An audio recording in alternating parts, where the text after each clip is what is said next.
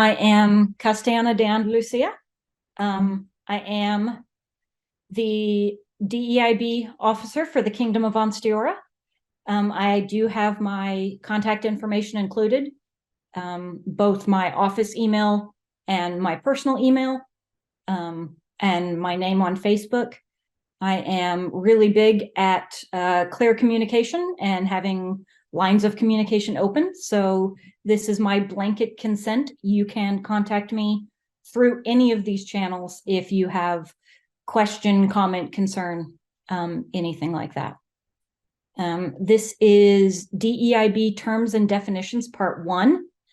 A little bit of a content warning. We are going to be covering some pretty heavy topics, some pretty heavy terms, and I don't want to say hot button words, but that might be a good expression to use. I just wanted to let you all know before we get started. At the beginning of all of my classes, I like to go through some community agreements. And these are basically guidelines that we all agree to adhere to during my class. First is using I statements, then actively listening, respecting confidentiality, and honoring boundaries. Pause to apologize. I do have a 14-year-old son who is possibly going to come tirading in here at some point or another during this class. So, I statements, that's basically active first person speaking. I statements focus on the feelings and beliefs of the person speaking. There is a huge difference between I statements and you statements. The difference between I don't feel heard and you're not listening to me.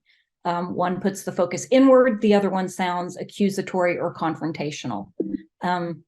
So I statements are I think, I feel, I'm concerned, I want, or I need. Active listening, there are 7 key active listening skills.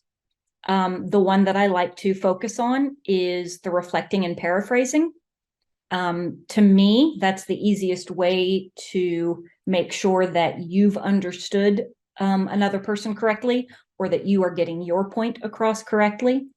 And that is to stop in a conversation and repeat back to someone in your own words what you think they meant. That way you can get a clear go-ahead. Yes, that is what I meant, or no, I can see where there might be a miscommunication. Let me see if I can word it better. Confidentiality.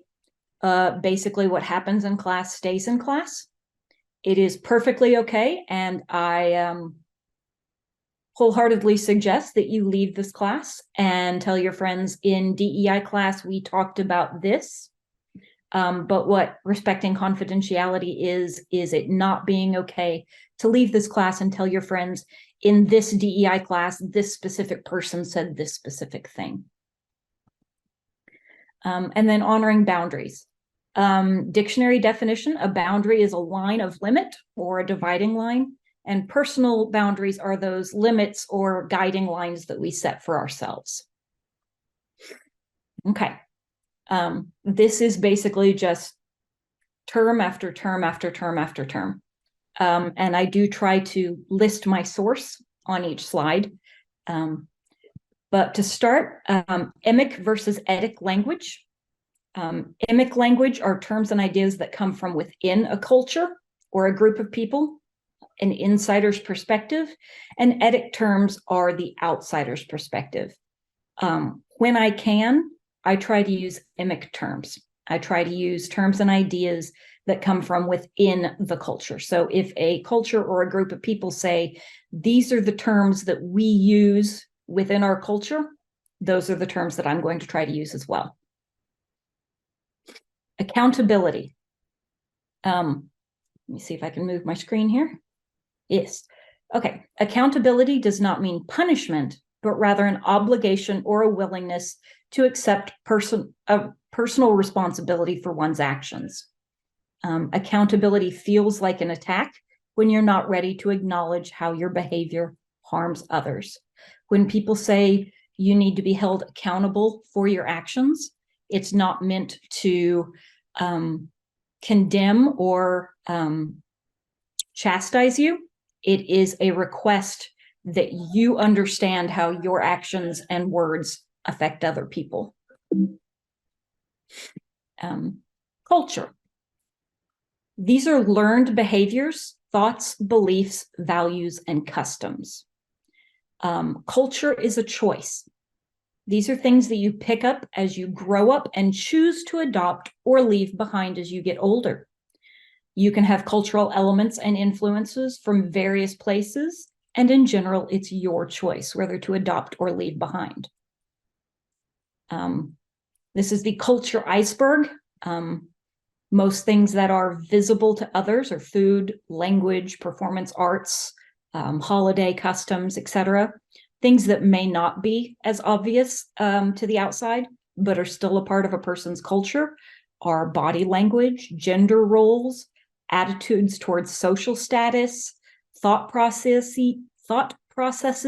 views on raising children, etc., etc. Ethnicity. This refers to those with whom you have a common ancestry, language, or culture.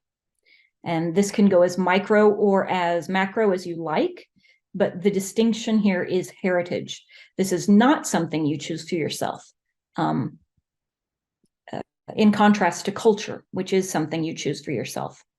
But it is something that as an individual, you give yourself and refer to yourself by. Race. Race is a social construct used to group people.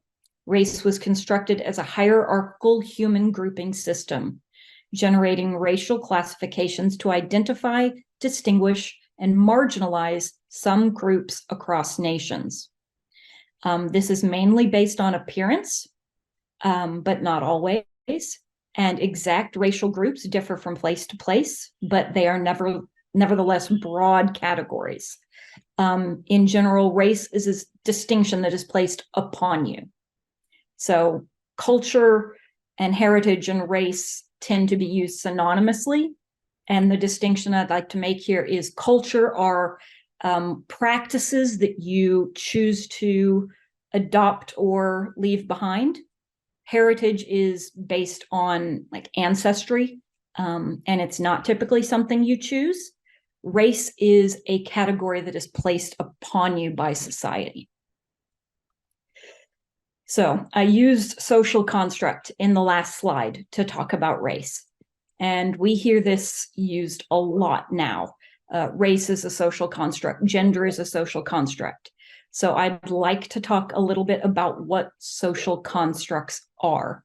And this is obviously a much broader topic than I can cover in a couple of slides. There are entire university classes just covering constructionism. But to pare it down, knowledge exists in a historical and cultural context.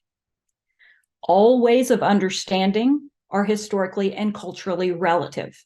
What is thought of as natural and the categories and concepts we use are an effect of history and culture.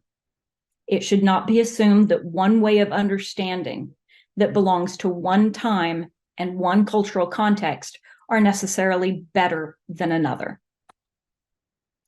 So social constructionism holds that characteristics typically thought to be immutable and solely biological, such as gender, race, class, ability, and sexuality, are products of human definition and interpretation shaped by culture and historical context. So when we talk about race, when we say race is a social construct, what we mean is how we define and delineate race changes cross-culturally and throughout history. It doesn't mean that it is not real. It's a very real categorization, but how we categorize it differs from place to place to place and throughout time. Ethnocentrism. This is a term that applies to cultural or ethnic bias, whether conscious or unconscious, in which an individual views the world from the perspective of their own group, establishing the in-group as archetypal and rating all other groups with reference to this ideal. Now, as people, we can only view the world through the lens of our own past experiences, our own lived experiences. That's the only way we can see the world. And it's very natural, and there's nothing wrong with viewing the world based on your own lived experiences. The problem comes when we think that our lived experiences are the normal or the right way, and everything else is abnormal or atypical. Eurocentrism has been variously defined as an attitude or conceptual apparatus or set of empirical beliefs that frame Europe as the primary engine and archetype of world history, the bearer of universal values and reasons, and the pinnacle and therefore model of progress and development. And we see this a lot in the SCA.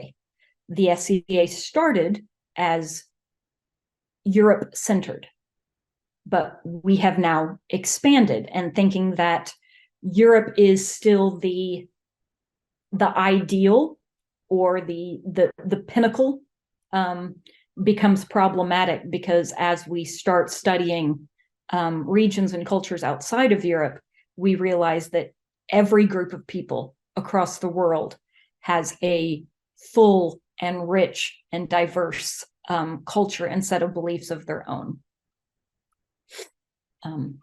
Power. Power is the ability of an individual, group, or institution to influence or exercise control over other people and achieve their goals despite possible opposition or resistance. Systems of power. These are the beliefs, practices, and cultural norms on which individual lives and institutions are built. They are rooted in the social constructs of race and gender, etc., and embedded in history, such as colonialization, slavery, migration, immigration, genocide, as well as present-day policies and practices. Cultural appropriation. The theft of cultural elements for one's own use, commodification, or profit, including symbols, art, languages, customs, etc., often without understanding, acknowledgement, or respect for its value in the original culture. It is the result of the assumption of a dominant culture's right to take other cultural elements. And there's a little bit of a push and pull between cultural appropriation and cultural appreciation. So breaking down what cultural appropriation is and what it's not. It is a power dynamic. So it plays into these systems of power in which members of a dominant culture take elements of people who have been systematically oppressed by that dominant culture. It is when a dominant group selects, exotifies, or tokenizes elements of a culture without understanding the lived experiences of someone within that culture. And it's when cultural elements are taken out of that culture and then commodified or profited from. Cultural appropriation is not the same thing as cultural assimilation. What is the difference? Marginalized people adopt elements of a dominant culture in order to survive. Assimilation is often not a choice. It is a socialized necessity of cultural survival. The same thing as it is not the same thing as cultural appreciation or cultural exchange. Cultural appreciation and exchange are mutual, informed, and respectful, and they prioritize agency and choice of the marginalized group. So appropriation. What or does what you are doing dehumanize an oppressed group? Or does what you are doing celebrate in a respectful way an oppressed group?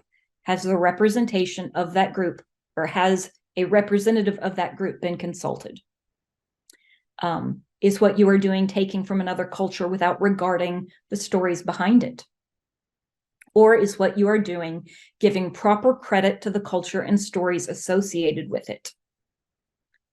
Are you being celebrated for innovative or creativity for taking something from another culture, while those that represent that culture are being criticized or judged negatively? Or are those representations of that culture being appropriately acknowledged by you and your consumers, whether you are profiting from it or, in the example of the SCA, the different personas that we play, as well as their voices being heard? Is what you are doing perpetuating a stereotype that both provides entertainment and reduces the cultural significance of an oppressed group? Or are you both amplifying the stories and experiences of that group? Are you taking the time to learn the real meaning and stories behind what you are doing as a form of respect and education? And this comes into play most, like I mentioned, with our personas. Are we taking bits and pieces? Are we using it for entertainment? Or are we doing the research, and are we trying to portray our personas in the most accurate and respectful way possible? Bullying and harassment, excuse me. And these are taken straight from SCA.org. These are our anti-bullying and harassment policies. Bullying is a systematic and unwelcome behavior which involves the use of influence, threat, intimidation, or coercion that cause hurt or harm to another group of people. Bullying and harassment may be overt or obvious, which is verbal abuse, non-consensual physical contact, displaying materials that are offensive, consistent demeaning remarks or malicious teasing, or stalking and predatory behavior. But they can also be covert, which is something that is not as obvious, such as spreading rumors or innuendo with malicious intent, the deliberate exclusion, isolation, or alienation of an individual, or using rank, title, or office to intimidate others. Implicit bias. Implicit biases are either negative or positive associations that people unknowingly hold. They are expressed automatically and without conscious awareness. Many studies have indicated that implicit bias affect individual attitudes and actions, thus creating real-world implications, even though individuals may not even be aware that those biases exist within themselves. Notably, implicit bias have been shown to eclipse individuals' stated commitments to equality and fairness, thereby producing behavior that diverges from the explicit attitudes that many people profess. And we all have implicit biases, both negative and positive. These come from the way we were raised, the schools we went to, religious organizations that we may have participated in, families, friends, peers, all of these things influence what implicit biases or unconscious biases we have. But there are ways to try and combat implicit biases, and that is question your assumptions, to analyze your thoughts. Where did these thoughts come from? When did they start? Who do they benefit? Who do they demean or oppress? And are these thoughts still relative to your life? It involves taking a risk, putting yourself outside your comfort zone, putting yourself in someone else's shoes. Disrupting the default, challenging elements of the status quo that often perpetuate bias. Speak out, using the weight of your own voice, all of our voices have weight, and we all can reach different groups of people, different circles of people. So whether we are officers, whether we are nobility, peers, royals, all of these things can affect the weight of our voice. And a way to combat implicit biases is to use the weight of that voice to speak out and to discuss things that may not be comfortable. Some of these ways of thinking, some of these status quos. And then, pardon me, lastly, holding yourself and others accountable. And this goes back to the definition of accountability. It is not an attack. It is not wagging your finger in someone's face. It is asking that we acknowledge and understand how our actions can negatively affect other people. Prejudice. Prejudice is a prejudgment or unjustifiable and usually negative attitude of one type of individual or group towards another group and its members. Such negative attitudes are typically based on unsupported generalization or stereotypes that deny the right of individual members of a certain group to be recognized and treated as individuals with individual characteristics. So unconscious biases are a thought. Prejudices are an action. Bigotry is obstinate or unreasonable attachment to a belief, opinion, or faction in particular, prejudice against a person or people on the basis of their membership to a particular group. So bigotry, like prejudice, is also an action. We have now taken the thoughts. So we have biases, which are our thoughts, and then prejudices and bigotry, which are taking those thoughts and manifesting them. After this class, back in your room, please. Discrimination. The unequal treatment of members of various groups based on race, gender, social class, sexual orientation, physical ability, religion, and other categories. Oppression. I know we're covering a lot of words in a short amount of time and a lot of heavy words.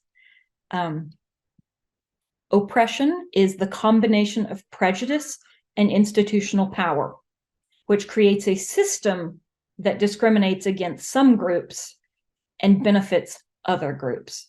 So when we're taking all those past definitions, we're talking about our biases, prejudices, bigotry, systems of power, all those things. This oppression is what happens when you combine those together. When power and prejudice meet on an institutional level, that is when oppression is created. My not quite synonyms: oppressed, marginalized, vulnerable, disadvantaged, disenfranchised, and minority. You'll often hear these things used interchangeably, but there are slight differences, which I have listed here. And oppressed is subject to harsh or authoritarian treatment. Marginalized being treated as insignificant. Vulnerable is easily hurt or harmed, either physically, mentally, or emotionally. Disadvantaged of a person or area is unfavorable circumstances, especially with regards to financial or social opportunities. Disenfranchised is deprived of a right or privileged. And minority, originally meaning less than half of the total population, currently meaning a group of people who experience relative disadvantage as compared to members of a dominant social group. I'm going to take a brief moment here because I am talking quickly and covering a lot. Are there any questions?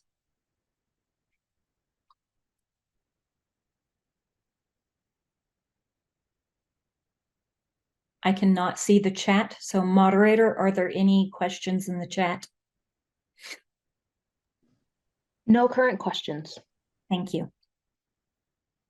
Okay, so stereotype, a widely held but fixed and oversimplified image or idea of a particular type of person or thing.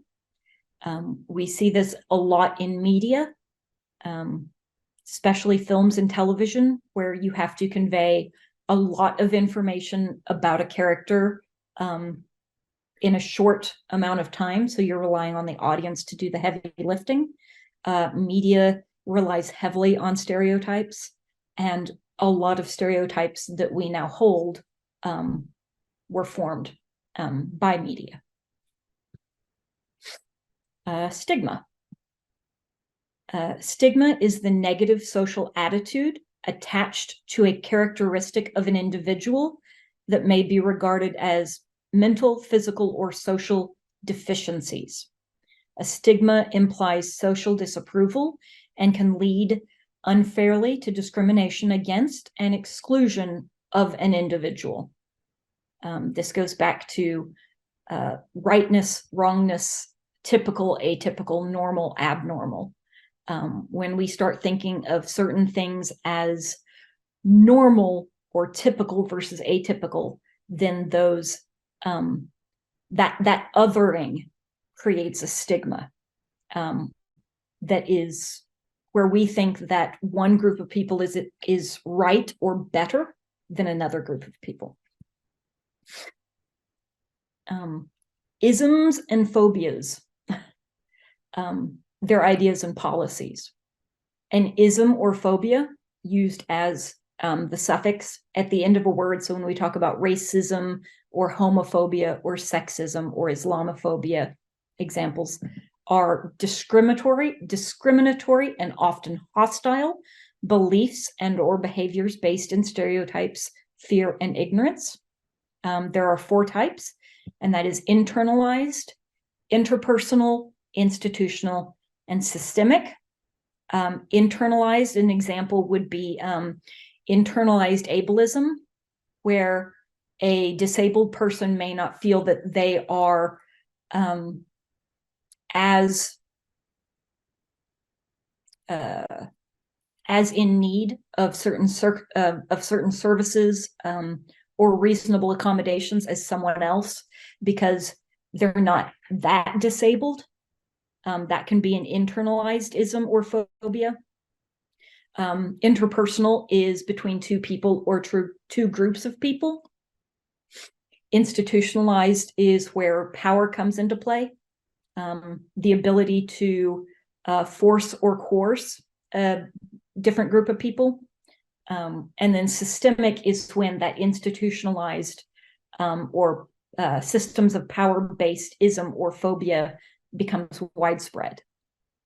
And then ist or phobe, as the suffix, is a person who supports a policy through their actions or interactions or by expressing ist or phobic ideas. I know I'm using those suffixes by themselves. And then an idea in this context is a thought that suggests one group is inferior or superior to another group in any way. And then policy in this context is any measure that produces or stains inequity between groups. Privilege. Privilege refers to certain social advantages, benefits, or degrees of prestige and respect that an individual has by virtue of belonging to certain social identity groups. Privilege is about how other people view you. It's not something you did or something you didn't do. It's not about you. It's not your fault. Privilege is about society and how society accommodates you. It's about advantages that you have that you think are normal. And it is about being normal and others being a deviation from the normal. Privilege is not about you. As I said, it's not your fault. Privilege is not anything you've done or thought or said. It may have allowed you to do or think or say things, but it is not those things inherently, and it is not because of those things. Some types of privilege. Excuse me. White privilege, male privilege, class privilege, heterosexual privilege, cisgender privilege, able-bodied privilege. And I am full stop. I am not saying that any of those things are negative. There's nothing wrong with being white or male or cisgendered or able-bodied. These things are not something you choose. These are something you are. And there is no fault to be had. We're all individuals and we all belong to different groups of people. And based on those groups of people that we belong to, based on those identities, some of us have certain types of privilege. And this is a great fill in the blank sentence for identifying privilege.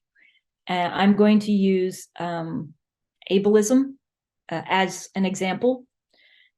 So privilege is inherent advantages possessed by an able-bodied person on the basis of their ability in a society characterized by ableism, or systems of ableism, inequity, and injustice.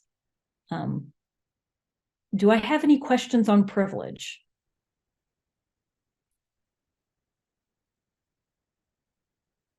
Because I know that that's a heated topic, and a pretty heavy topic. Passing privilege occurs when a person of one group, specifically a marginalized group, is accepted or perceived or passes as a member of another dominant group. An example being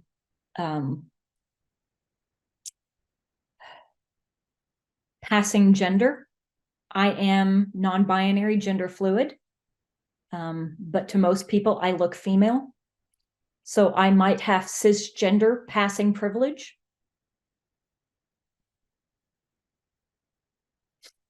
Microaggressions. Excuse me, my throat does not want to cooperate. Microaggressions are the everyday slights, insult, put downs, invalidations, and offensive behavior that people from marginalized groups experience in daily interactions with generally well-intended people who may be unaware that they have engaged in demeaning ways. And this goes to the way we speak being something that we don't typically think about. We tend to say what we may think are well-meaning things, but there's always the intonation, the underline of slurs or insults or demeaning language that we may not hear, but people of minority groups hear loudly. Examples of racial microaggression. Where are you from? No, where are you really from? No, really, where are you from? Or you're not like other Muslim people. You don't act like a normal Black person. Why do you sound white? What are you? You speak English so well. What do your people think about that? You're really pretty for someone so dark. Your name is too hard to pronounce. Can I call you Mary? These are all examples of racial microaggressions that we might hear or even say in our daily interactions. Some examples of microaggressions against minority genders and sexualities. Have you ever had real sex? You're too pretty to be a lesbian, but you don't look trans. I'm not being homophobic, you're just being too sensitive. You don't act gay. So who's the man in the relationship? It's just a phase. I mean, since she's with a guy, she's a non-practicing bisexual. And then disability microaggressions that we might hear or say daily. You're so inspiring to someone who has a disability. So what's wrong with you? You look so normal. Can you have children? I could never date someone with a disability. And of course, these are just like a fraction of the different microaggressions that I hear, that we all hear, and sometimes that we say. And again, microaggressions are often very well-meaning. We don't intend to hurt people with microaggressions, but they go back to the idea that one group of people is normal or typical, and all other groups of people are deviant or abnormal or atypical. And it's from these value judgments that often microaggressions are said. Intersectionality. This is the interconnected nature of social categorizations, such as race, class, and gender, as they apply to a given individual or group, regarded as creating overlapping or independent systems of discrimination or disadvantage. It is the inequalities produced by simultaneous and intertwined statuses and how that influences the life course of an individual or group. I'm disabled. I'm also autistic. I am also queer. And my lived experiences as a disabled person are not completely separate from my lived experiences as an autistic person or as a queer person. All these lived experiences, all these different categorizations or labels that make up my identity are all intertwined and cannot be separated. So if I am speaking to another disabled person, our lived experiences are going to be completely different because my lived experiences as a disabled individual are intertwined or intersectional with my other lived experiences, as are the other person's lived experiences intersectional with their other aspects of their identity. And it basically, you know, we are all complex, complicated beings, and we create complex and complicated groups and complex and complicated societies that kind of all weave and overlap. Counter narrative. How am I on time? Oh, I sped through this. Excellent. We will have lots of time to talk. Counter narrative. What is it? A counter narrative refers to the narratives that arise from the vantage point of those who have been historically marginalized. The idea of counter itself implies a space of resistance against traditional denomination. A counter narrative goes beyond the notion that those in relative positions of power can just tell the stories of those in the margins. Instead, these must come from the margins and from the perspectives and voices of those individuals. A counter narrative thus goes beyond the telling of stories that take place in the margins. The effect of a counter narrative is to empower and give agency to those communities by choosing their own words and telling their own stories. Members of marginalized communities provide alternative points of view, helping to create complex narratives that truly represent their realities. So I did that in about 40 minutes. So we have about 10 to 15 minutes to talk. If we would like to turn off the recording, that way we can have a more interpersonal conversation or question section.